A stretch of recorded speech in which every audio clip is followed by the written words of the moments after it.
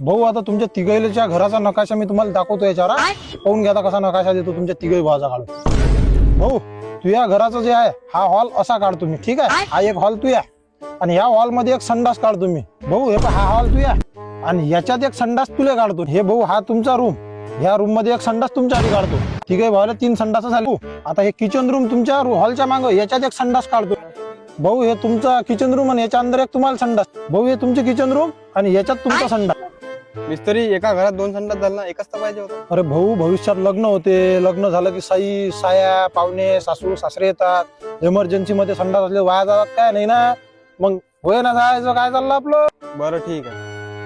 भाऊ आता एक बेडरूम काढतो आणि एक बेडरूम मध्ये संडास करतो, ठीक आहे. ते 2 संडास झाले, तिसरा काय साठी? भाऊ इमर्जन्सी सांगितलं ना तुम्हाला की पाहुणे आले तर पाहिजे, वाया थोडी चालला काही नाही होत. भाऊ 9 संडास झालं ना एका घरात, कायसाठी बाजा तेवढं संडास? तुम्हाला पहिले सांगितलं ना पाहुणे सासू सासरे हे ते आले तर पाहिजेच संडास, बरोबर ना.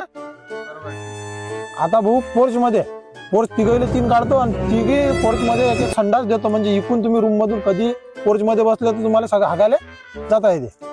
तुला का आम्ही हागरे दिसून आलो का? इमर्जन्सी भाऊ पाहिजेच राजू संडास. कोणी आलं इमर्जन्सी 4 जण असले 4 वैल एका जमात आली पाहिजे नाही काय राजू. बरोबर. आता वरते रूमा काढू एक तिघैले वरच्या याच्यात संडास काढू आपण एक ठीक आहे. तुम्ही का हागरा दिसू राहिलो का आम्ही तिघही ना. कसं भाऊ तुम्ही राजू मला शिवाय दूर आले, तुम्हाला चांगलं सांगू राहिलो राजू भाऊ.